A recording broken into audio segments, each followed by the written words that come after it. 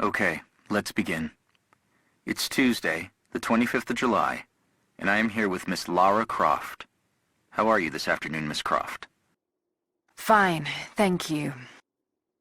Miss Croft, there's a bit of a joke about the word fine in psychiatry, that it often stands for feelings inside not expressed. I thought jokes were supposed to be funny. It's possible I oversold its value as a joke. However, if we're going to get anything out of our time together, you need to be honest. Now, can you honestly tell me that you feel fine? No, not for a while. Laura is almost completely closed off, but it's clear that she's in pain. Trinity will undoubtedly want me to use this against her.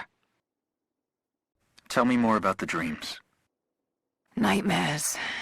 And I don't remember them, just the feelings that remain. In dreams, the feelings are often more important than the specifics. Tell me about those feelings. I'm on the island and my friends are dying. There's nothing I can do and it's all my fault. Lara, from what you've told me, your friends survived the island because of you. Only a few of them. None of them would have survived if you hadn't been there. It's not your fault. None of them would have been there if it wasn't for me. Of course it's all my fault. Guilt is a common driver in the Croft family. We used it to great effect with her father. Let's see where it takes Laura. Have you reached out to the other survivors since your return? Have you been in touch with your friend Sam?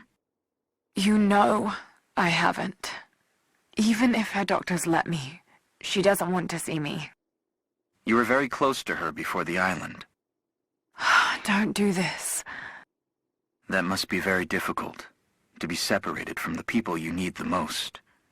When a trauma is shared, the healing process can be accelerated by talking to the people you shared it with. Can we not do the whole patronizing sympathy thing? You know it hurts. I've told you it does. But it's what Sam wants. I have to accept that. I can listen to what you have to say. But you have to open up to someone, Lara. You're not alone, no matter how much you think you are. Perhaps we're pushing her too hard. I'll reach out to her and test the waters. If she's ready to open up to someone, it needs to be me. So, Lara, I want to talk about your father. I understand you've been asking about his research at the university. I just had some questions. There's so much in my head, but I don't have the connections. My father was researching something very similar to what I experienced on the island. I don't think this will help you move on from that trauma.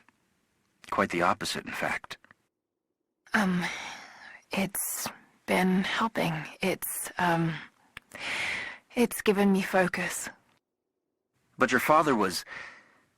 how to best put this? Unhinged.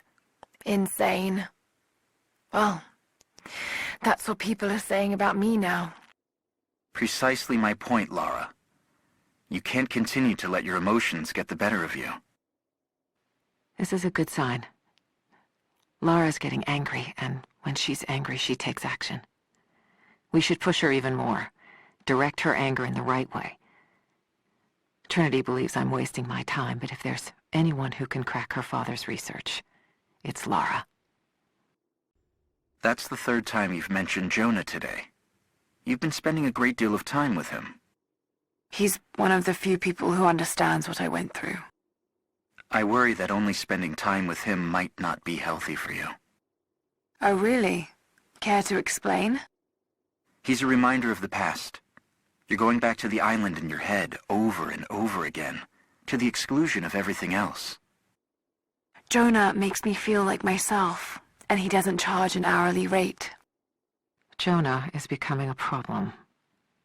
He's a calming influence, and she listens to him. He'll pull her away from her research. Before long, I'll need him out of the picture. Would you say you have control issues, Lara? Doesn't everyone? I mean, no one wants to feel out of control, do they? But not everyone has been through what you have. I had to take control of the situation. If I didn't, then we'd all have died on that island. And did you enjoy taking control? You mean killing, don't you? Did I enjoy killing? I did it because I had no choice.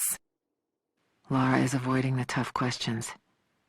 It's hard to tell if she's merely being stubborn or she's actually frightened of the answers. By the end of this, she may have to face a hard truth about the kind of person she's become.